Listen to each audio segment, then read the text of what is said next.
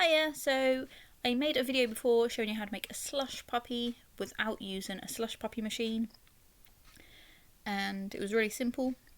This is a follow-up because guess what? Slush Puppy has brought out their own version of it. I'm not saying they saw my video and copied.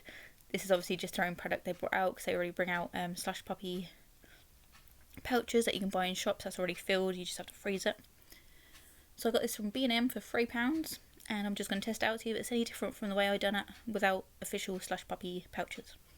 So it should be the same, but I'll try it anyway. So you get some Slush Puppy syrup, and you get 3 reusable Slush Puppy pouches. So you don't have to chuck these away after, you can use them again and again. This is the pouch I used for my original one. It's actually slightly smaller, so it's thinner. It looks a tad taller, but only like just a smidgen, but it is actually thinner than these ones. So this one obviously holds a bit more slush. So the neck is a bit smaller than the ones from Poundland as well. They're about the same size as the pouches you can buy ready-made in the shop.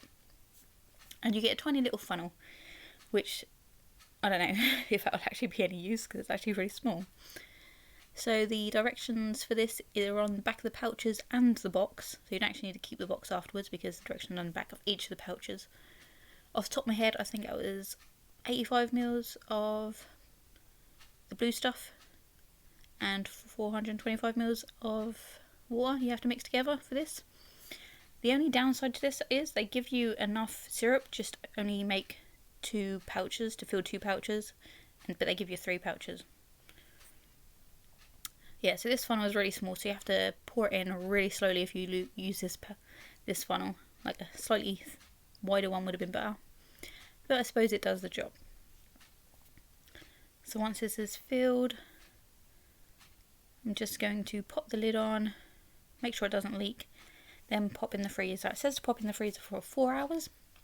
I left it in overnight because by the time 4 hours happened, it was too dark to film the next bit.